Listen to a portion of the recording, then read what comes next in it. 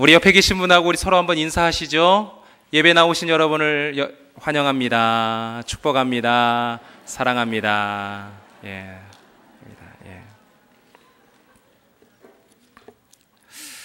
여러분, 엘리야 선지자 잘 아십니까?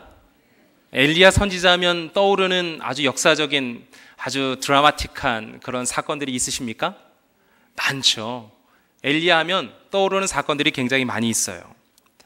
무엇보다도 그 아합 왕 앞에 당당히 서서 내가 더 이상 말하지 않으면 이 땅에 이슬도 비도 내리지 않을 것이다. 아주 당당하게 얘기를 했죠. 그래서 3년 6개월 동안 비가 한 방울도 오질 않았습니다. 그리고 가뭄 기간에 그리시네가로 피했죠. 그곳에서 하나님께서 그 엘리야를 먹이셨는데 어떻게 먹이셨죠? 까마귀를 통해서 떡과 고기를 먹이셨다. 성경은 이렇게 말하고 있습니다. 그리고 그리시네가의 물이 마르자 하나님은 이 엘리야를 어디로 보내셨습니까? 사르밧 과부에게로 보내셨죠. 그래서 사람들 먹을 것이 없는데 그 집에 그냥 얹혀 살게 하셨어요. 그런데 놀라운 것은 그 집의 밀가루와 또 병의 기름이 마르지 않았던 거죠. 그 집의 아이가 죽었어요. 그런데 엘리야를 통해서 다시 생명을 얻게 되는 놀라운 기적의 사건도 일어났습니다. 그리고 아주 멋진 한 싸움이 있었죠. 갈멜산에서 바알과 아세라 선지자 850명과 엘리야의 싸움입니다. 오늘 우리는 잠시 우리의 시선을 갈멜산에 한번 두려고 합니다. 이곳에서 어떤 싸움이 일어났고 하나님께서 어떻게 승리하셨는지 그것을 한번 살펴보기를 원합니다. 자, 갈멜산 싸움은 어떤 싸움이었을까요? 어떤 싸움이죠? 갈멜산. 누가 진짜 하나님이냐, 이게 싸움이죠. 누가 진짜 하나님이냐. 이스라엘 사람들은 아합이 시돈 여자 이세벨과 결혼하면서부터 바알 신을 섬기게 되었습니다. 아예 바알 신상을, 신당을 차려놓고 그 속에서 예배하고 절을 했던 거죠. 그리고 이 땅에 풍년을 주고 비를 주게 하고 우리가 이만큼 잘 살게 된 것이 바알 신의 은혜다, 이렇게 하고 살게 되었던 거죠. 그런데 갈멜산의 싸움은 바알과 아세라가 하나님이냐 아니면 여호와가 하나님이냐, 누가 진짜 하나님이냐, 이것을 보여주는 싸움입니다. 이스라엘 사람들은 농사를 짓기 위해서 비가 너무나도 중요했죠. 그런데 3년 6개월 동안 비가 오질 않았어요. 3년 동안 지금 비가 오지 않는 상태입니다. 그런데도 계속해서 바알 신을 찾고 있는 거예요. 그 상황 속에서 엘리야가 얘기하는 거죠. 갈멜산으로 다 모여라. 바알 선지자들, 아세라 선지자들 다 모여라. 그 소문이 났겠죠. 이스라엘 사람들에게 소문이 났겠죠. 그러니까 많은 이스라엘 사람들이 구경거리 생겼다 싶어서 다들 그 자리에 모여 섰습니다. 그때 엘리야가 그 자리에 구경하러 나온 많은 이스라엘 사람들에게 얘기하죠. 너희가 어느 때까지 둘 사이에서 머뭇머뭇하려느냐.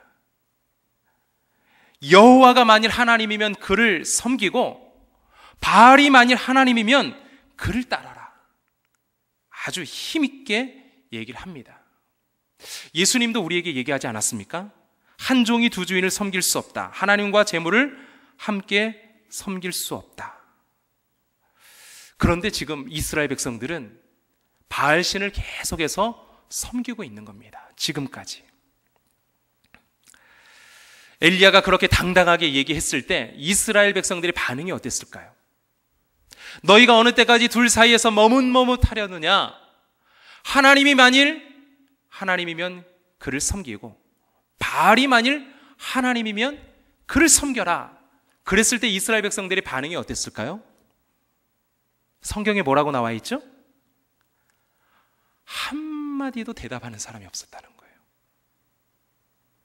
그 사람들이 나는 하나님을 따르겠다, 나는 바알을 따르겠다, 이렇게 나서는 사람이 없는 거예요. 사실 이들은 그 싸움에만 관심이 있었어요. 멋진 구경거리, 여기에만 관심이 있었습니다. 그리고 내심 이들의 마음 가운데는 어떤 마음이 있었을까요? 이기는 편이 우리 편이다. 이기는 편이 내 편이지 뭐. 그런 마음이 있지 않았을까요? 사람들은 누가 이겨도 상관이 없었습니다. 이들은 빵을 주는 신을 쫓아갑니다. 자기에게 만족을 주고 쾌락을 주고 기쁨을 주는 신을 쫓아가는 거예요. 사실 우리도 이렇지 않나요? 그동안 정치에는 관심이 없다가 선거 때만 되면 이 나라를 잘 살려보겠다, 우리 구를 발전시켜보겠다, 그러면 마음이 흔들려서 그 후보를 찍는 경우들이 참 많습니다. 일시적이고 현세적인 믿음으로 복을 주는 신을 쫓아갑니다. 건강을 주고 사업이 번창하고 가정의 평안을 주는 그쪽을 선택하게 됩니다. 드디어 싸움이 벌어지는 거죠. 누가 먼저 나서죠? 바알과 아세라 선지자들이 나섭니다. 그들이 목소리를 높여서 바알 신을 부릅니다. 얼마나 그들이 부르는 소리가 얼마나 컸을까요? 850명이 한꺼번에 바알 신이여 응답하소서, 바알 신이여 응답하소서 이렇게 외쳤을 때 그 소리가 얼마나 컸을까요? 우리 본당 1층과 2층을 꽉 채우면 한 800명 정도가 앉을 수 있을 것 같아요. 이 예배당에 꽉 찬 사람들이 바알 신이여 응답하소서, 바알 신이여 응답하소서, 산이 쩌렁쩌렁 울리지 않았을까요? 그리고 그것을 바라보는 백성들의 그 가슴들이 벌렁벌렁거리지 않았을까요? 진짜 바알 신이 응답하나 보다, 바알 신이 진짜 응답하나 보다. 사람들이 그렇게 기대하며 바라보진 않았을까요? 이것을 멋지게 오라토리오로 만든 작품이 있어요. 멘델스존의 그 엘리야라는 오라토리오가 있어요. 제가 그 유튜브를 보면서 그 합창단이 이 오라토리오를 하는 그것을 좀 봤는데요. 이 바알 선지자들이 외치는 그 부분들을 이 합창단에 있는 모든 사람들이 합창하면서 이 부분을 불러요. 굉장히 웅장하더라고요. 잠자고 있던 바알신도 일어날 것만 같은, 그리고 멀리 출장 갔던 바알신도 다시 와서 진짜 비를 내려줄 것만 같은, 불을 내려줄 것만 같은 그런 상황이었습니다. 그런데 어땠습니까? 아무런 반응이 없습니다. 아무런 응답이 없습니다. 바알신이 그렇게 크게 큰 소리로 외쳐대고 자기 몸을 상해가면서 피를 흘리면서 춤추며 예배하고 찬양하는 그 바알 선지자들의 그 부르짖음에 아무런 반응이 없는 거예요. 그때 그 오라토리오를 보면 그 적막함 속에서 저음의 베이스 소리가 나옵니다. 소리가 크지도 않아요. 저음의 베이스 소리, 엘리야의 소리가 나오는 거죠. 더 호소력 있게 느껴지더라고요. 언제 우리 찬양대가 한번 하면 좋겠다, 그런 생각이 좀 들었습니다. 아브라함과 이삭과 이스라엘의 하나님 여호와여, 주께서 이스라엘 중에서 하나님이신 것과 내가 주의 종인 것과 주의 말씀대로 이 모든 일을 행하는 것을 오늘 알게 하옵소서. 엘리야의 간절한 기도에 하나님은 응답하셨습니다. 불을 내려주신 것이죠. 그 제단 위에 물을 3차례나 붓고 흥건하게 물이 묻어있는 그곳에 하나님께서 강하게 불로 임하셨습니다. 이것은 하나님의 승리이고 엘리야의 승리입니다. 이 세상에 진짜 하나님이 누구냐, 진짜 비를 내려주시는 진짜 신이 누구냐라는 것을 보여줍니다. 그리고 정말 3년 6개월 만에 비가 내렸을 때 그 승리의 기쁨은 말할 수 없을 것입니다. 하나님은 이 자리에 모인 우리에게도 승리를 주십니다. 이길 수 없는 상대가 눈앞에 있어도 하나님은 살아계시고 하나님은 오늘도 우리에게 불을 내려주시는 분입니다. 언제까지 세상과 하나님 사이에서 머뭇하시겠습니까? 엘리야처럼 우리가 여호와가 우리 하나님이심을 인정하고 선포하십시오. 승리의 주인공이 될 줄로 믿습니다. 엘리야의 승리, 아합 왕도 인정했습니다. 그리고 그 자리에 모여있는 모든 백성들도 다 인정한 승리입니다. 이제 엘리야를 위협하거나 반대할 사람은 아무도 없습니다. 그 위상은, 엘리야의 위상은 하나님처럼 높아졌습니다. 그러나 그 승리에 굴복하지 않는 한 사람이 있었습니다. 그 승리에 굴복하고 그 앞에 머리를 숙이고 따르지 않는 한 여자가 있었습니다. 그 사람은 바로 이세벨입니다. 이세벨은 그 소식을 듣자 화가 났어요. 그리고 심부름꾼을 엘리야에게 보내는 거죠. 내가 오늘 당장 너를 죽이겠다. 갈멜산에서 당당하게 서 있던 그 엘리야, 그 여자의 말 한마디에 위협을 느낍니다.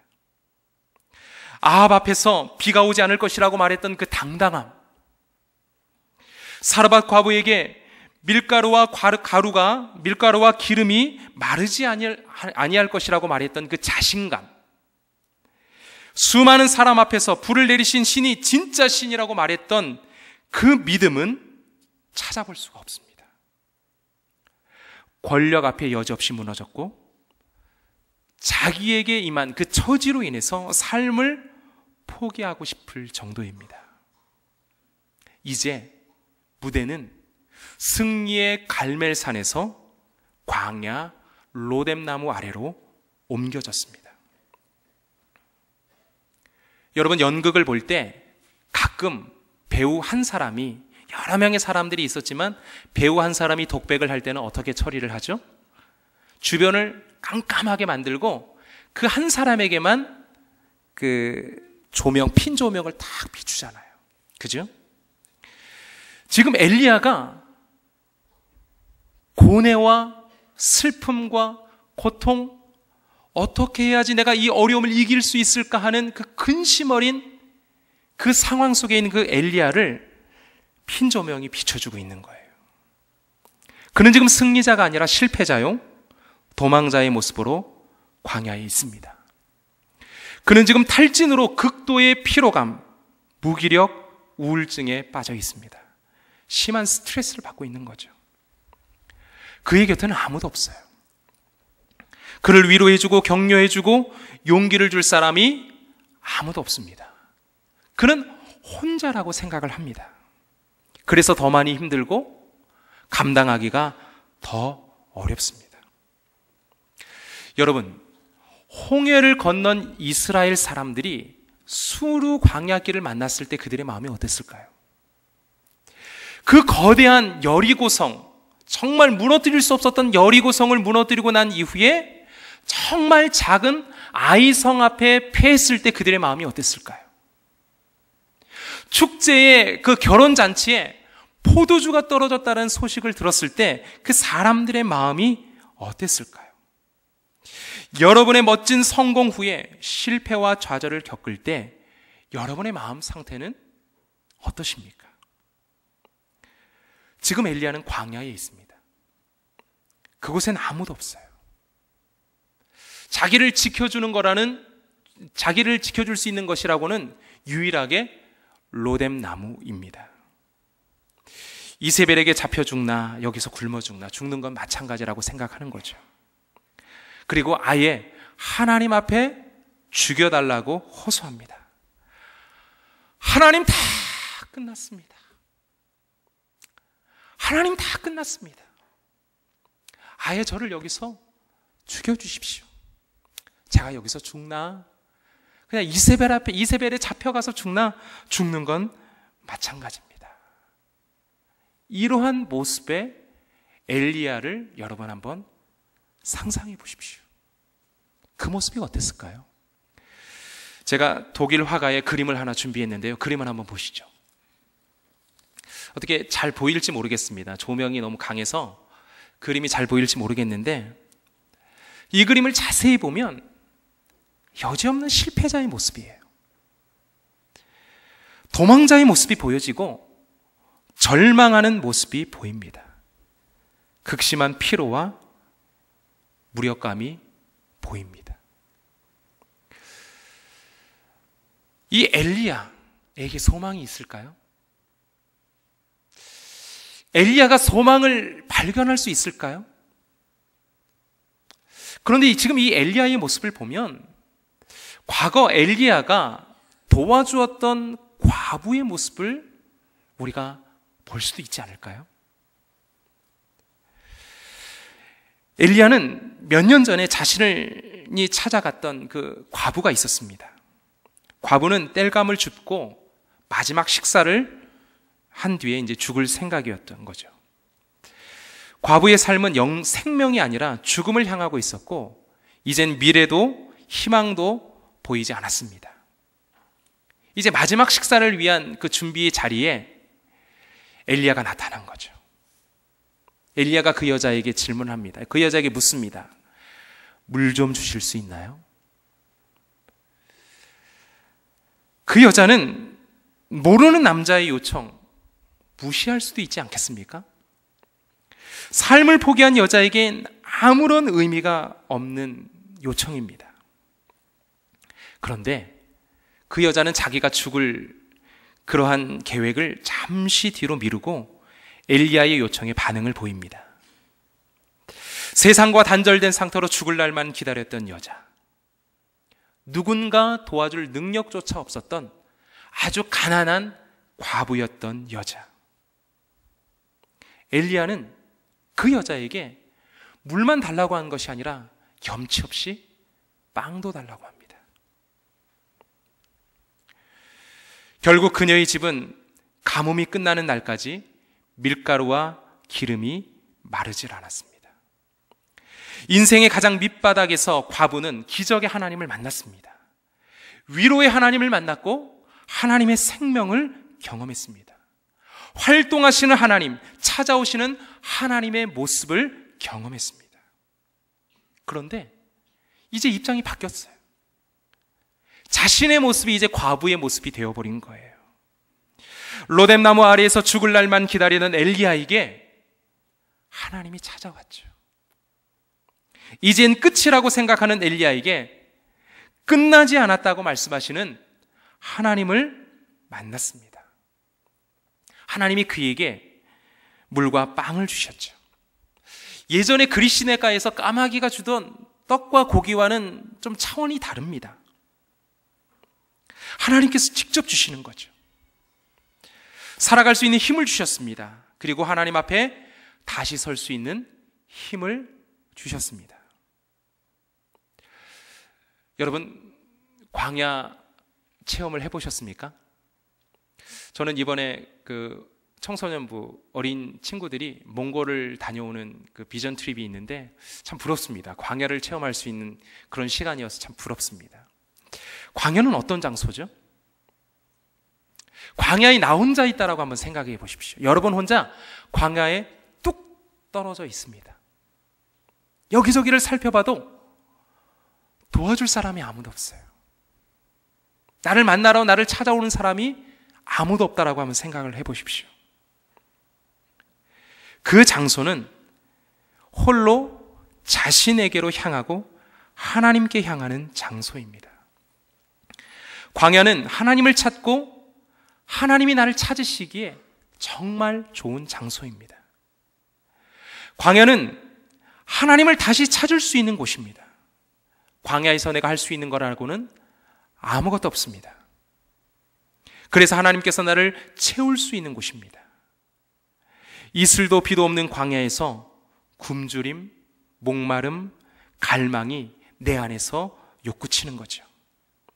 광야에서는 정말 중요하고 가치 있는 것들이 무엇인지를 깨달을 수 있는, 그동안 잊고 살았던 것을 깨닫게 되는 아주 소중한 시간이고 소중한 장소입니다. 광야의 반대의 장소는 어딜까요? 시장이라고 할 수 있을까요? 시끌벅적한 움직임, 사고 파는 행위, 시끄러운 목소리, 다들 뭔가를 원하고 혼잡하고 분주하고 약속으로 바쁩니다. 시장에서는 많은 것을 살 수 있습니다. 그래서 쉽게 나의 굶주림, 목마름, 갈증을 가라앉혀 줍니다.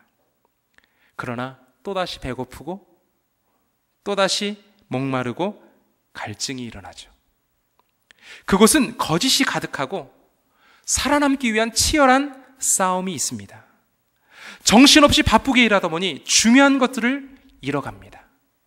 가족을 잃어버리고 건강을 잃어버리고 웃음을 잃어버리고 하나님도 잃어버립니다. 너무 바쁘고 분주해서 하나님의 음성을 듣는 것이 쉽지 않습니다.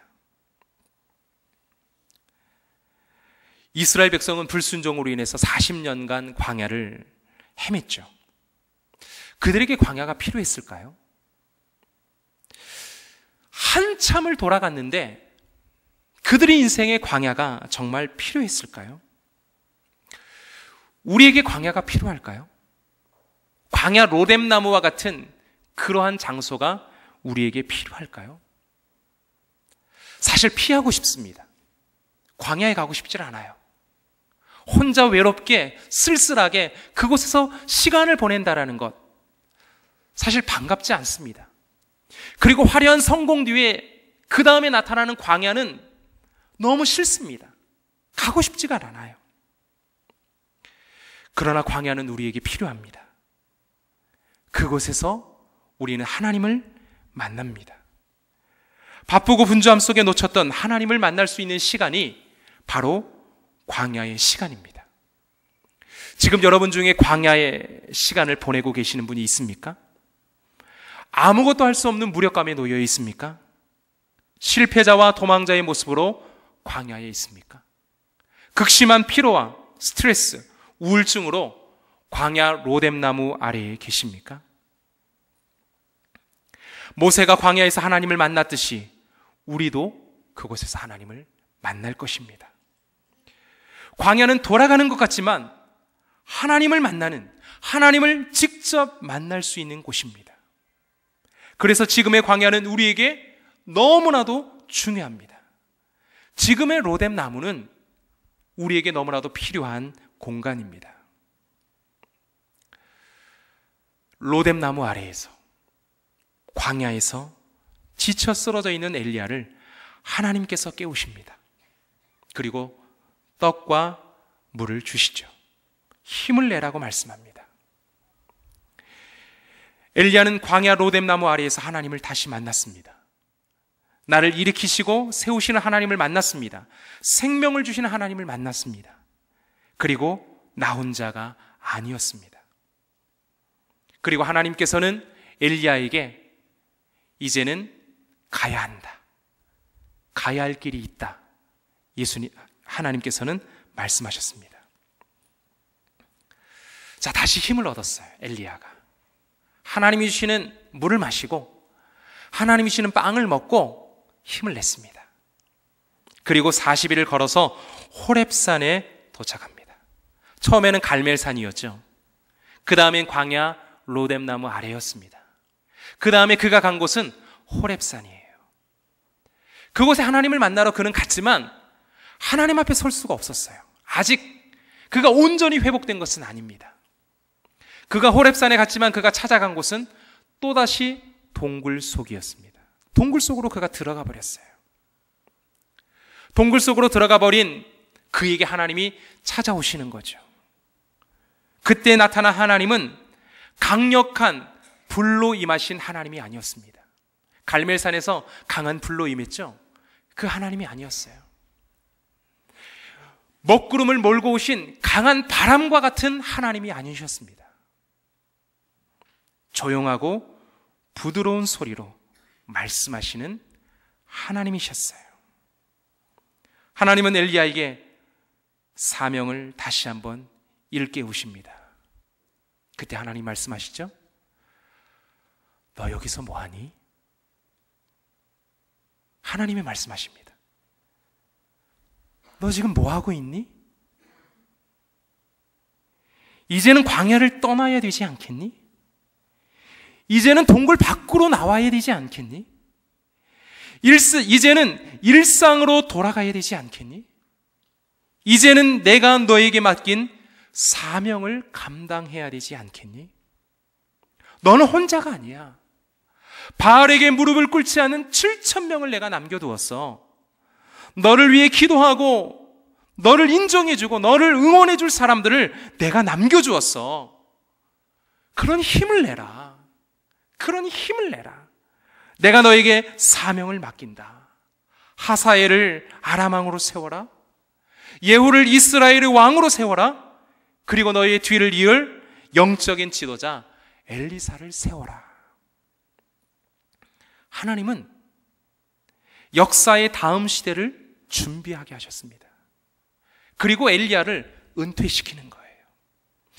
엘리야가 절망과 좌절 속에서 은퇴해버릴 수도 있었는데 그를 그냥 그대로 내버려 두시는 분이 아니라 다음 시대를 준비할 아주 놀라운 사명을 엘리사에게 주고 은퇴하라고 말씀하신 거예요.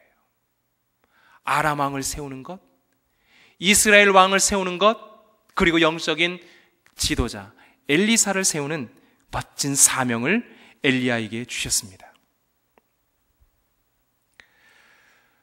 여러분은 나에게 사명을 주신 하나님의 음성을 듣고 계십니까? 지쳐있고 쓰러져 있는 나를 일으켜 세우시는 하나님의 음성이 들리십니까? 일어나서 물을 마셔. 일어나서 이 떡을 좀 먹어봐. 너가 주저앉아 있는 너의 모습이 내가 마음이 아프다. 다시 일어나야 되지 않겠니? 내가 너를 통해서 무엇인가를 하고 싶은데 다시 일어나서 이 광야에서 나가야 되지 않겠니? 이 동굴 밖으로 나와야 되지 않겠니? 역사를 주관하시는 그 하나님의 사명을 따라가야 되지 않겠니? 너의 시대를 여기서 끝내지 말고 다음 시대를 준비해야 되지 않겠니? 여러분은 이런 하나님의 음성을 듣고 계십니까? 여러분은 이런 주님의 말씀을 듣고 계십니까? 여러분은 지금 어디에 계십니까? 갈멜산에 승리에 도취된 상태에서 살아가고 계십니까? 아니면 실패와 좌절 속에 광야 로뎀나무 아래에 있습니까? 아니면 다시 하나님이 나에게 사명을 주시는 호렙산에 여러분은 서 계십니까? 이 시간 잠시 하나님의 음성을 듣는 시간을 갖고 싶습니다. 이제 한번 눈을 감고요, 조용히 하나님의 음성을 한번 들어보겠습니다. 나에게 말씀하시는 하나님, 함께 기도합니다.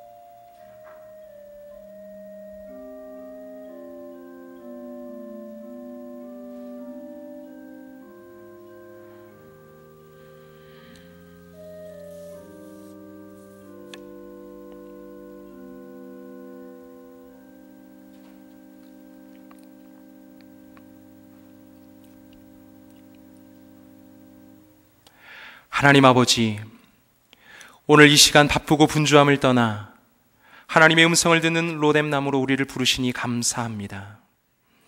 우리의 삶에 갈멜산의 승리가 있게 하여 주시옵소서.